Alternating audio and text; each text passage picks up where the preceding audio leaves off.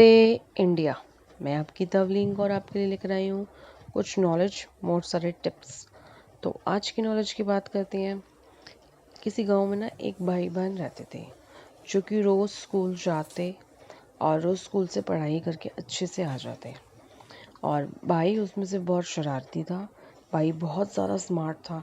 उसको पता था कि कैसे पढ़ाई करनी होती है। वो हमेशा तुक्का लगाकर मोटा मोटे सिलेबस कवर कर लेता था। और जो कि बहन थी, हमेशा चैप्टर पढ़कर उसको समझकर पूरा सुनकर अपनी अध्यापिका जी से उसके बाद वो याद करने बैठती।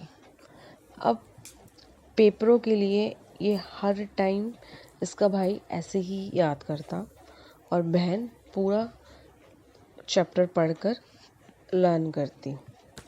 अब इसकी माता जी रोज़ इनको बोलती कि बच्चों, तुमने पढ़ाई कर ली?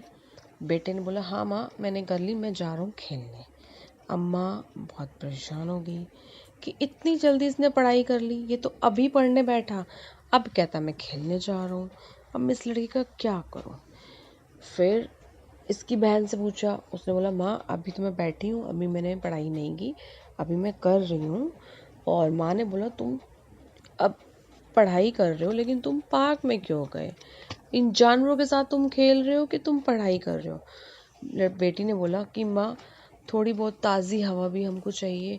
हम ताज़ी हवा में सुबह सुबह पढ़ने बैठते हैं ना, तो हमें पढ़ाई बहुत अच्छी होती है। पढ़ाई हमें बहुत दिमाग में बैठ जाती है। उसकी माँ ने बोला ठीक है। अब बेटे ने बोला कि माँ, मुझे साइकिल चाहिए, मैं पेपरों में पास हो जाऊँगा तो मुझे साइकिल चाहिए। तो उसने अपने पिताजी से बोला कि पिताजी, मैं अब पेपर आने वाले हैं, अब मेरा रिज़ल्ट आ जाएगा तो उसके बाद मुझे साइकिल चाहिए। वहीं बेटी ने भी बोला पिताजी, मुझे भी साइकिल चाहिए। तो रिज़ल्ट कुछ ही दिनों में आने वाला था। दोनों ने अपने अपने पेपर दे दिए अपनी अपनी कक्षा के। अब उसके भाई ने वैसे ही पेपर दिए जो स्मार्टनेस से देता था, जो बिना अच्छे से चैप्टर को सुने, लर्न करे या चैप्टर को समझे, उसने ऐसे ही दी। वहीं चुपके से उसकी माँ खड़ी हुई देखती कि दोनों बच्चे कैसे कैसे पढ़ते।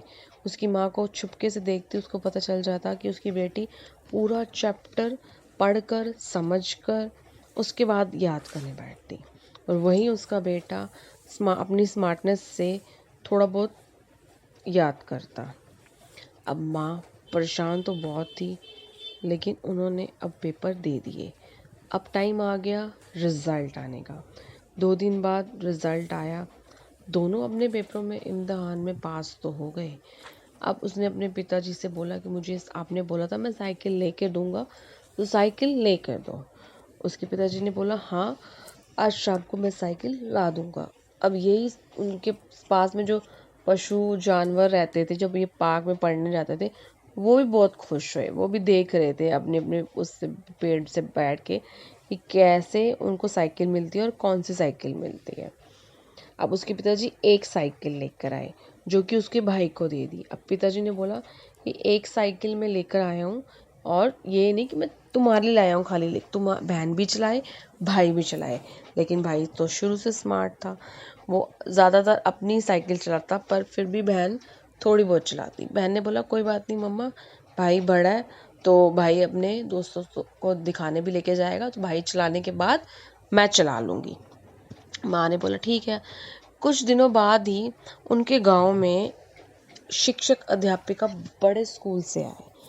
उन्होंने बोला कि हम एक कंपटीशन रख रहे हैं, जो तुम लोग जहाँ तक पढ़ चुके हो उसका कंपटीशन रख रहे हैं। जिन्होंने अच्छे मार्क्स लाए उनको एक साइकिल और बहुत सारे तोहफे दिए जाएंगे। अब उसी गांव के सब बच्चों ने इन पार्टिसिपेट किया। इन दोनों भाई बहन ने भी किया। अब भाई तो शुरू से स्मार्ट था, आपको पता ही है कि वो बिना पढ़े ही एग्ज़ाम दे देता था, और बहन हमेशा चैप्टर पढ़कर समझकर सुनकर और तसल्ली से पेपर देती। अब वैसा ही हुआ क्योंकि बहन ने समझा हुआ था। अब जो शिक्षक अध्यापिका आए थे उन्होंने पेपर डिस्ट्रीब्यूट किए, बांटे, सब बच्चों ने पेपर दे दिए, लेकिन पूरे गांव में से वो लड़की फर्स्ट आई। क्योंकि वो उस लड़की ने हमेशा एक एक चैप्टर पढ़ा हुआ होता था, क्योंकि बुक्स के अंदर से सिलेबस आता है और वो उसने समझा हुआ था, पढ़ा हुआ था और उसके माइंड में था। पढ़ी हुई चीज़ कभी नहीं भूल सकते। और उसका भाई स्मार्टनेस से पेपर देता था। अब वहीं उसका भाई निराश हुआ, उदास हुआ कि मेरे पास साइकिल तो है पर मेरे पास और तोहफे नहीं है जो मेरी छोटी बहन को मुझसे मिले। पिताजी ने बोला, क्या हुआ, तुमने तो साइकिल मांगी थी, मैंने तुमको साइकिल दिला दी। मैंने तो तुम्हारी बहन को साइकिल दिलाई भी नहीं, पर उसको अपनी मेहनत से साइकिल मिल गई और उसको अपनी मेहनत से और तोहफे साथ में मिल गए। प्लस पूरे गांव में उसकी शाबाशी हुई और ये पूरे गांव में टॉपर कहलाई।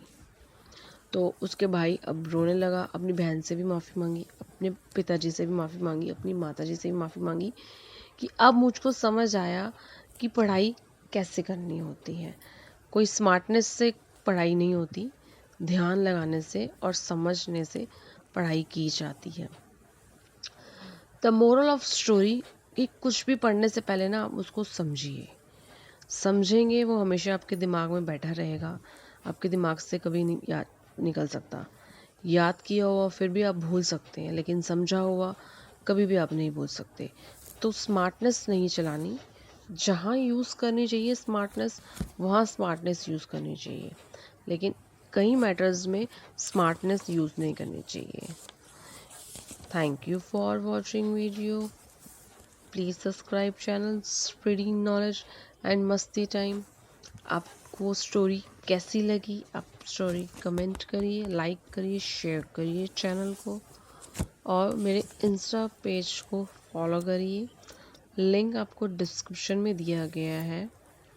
और आपके लिए इंग्लिश क्लासेस तैयार की गई हैं, जो डेली बेसिस पे कोई ना कोई सेंटेंस आता है उसको सुनिए और साथ साथ में काम करके साथ साथ में मेरा चैनल लगाकर छोड़ दीजिए। Thank you. Hello everyone, anyone can learn English with me. कोई भी इंग्लिश सीख सकता है मेरे साथ, बिना ग्रामर में उलझे हुए, बिल्कुल आसान तरीके से। मेरे चैनल को आप ओपन कर कर छोड़ दीजिए। मोरल स्टोरीज़ और इंग्लिश आपको सीखने को मिलेगी, सुनने को मिलेंगी।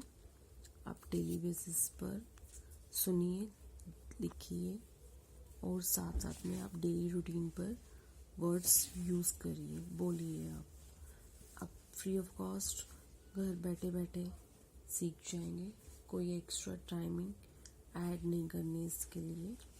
साथ साथ मेरा चैनल चला दीजिए और साथ साथ आप अपने काम कर सकते हैं। मैं एक फूल वाला हूँ। I am a florist. Keep learning, keep smiling. Thank you.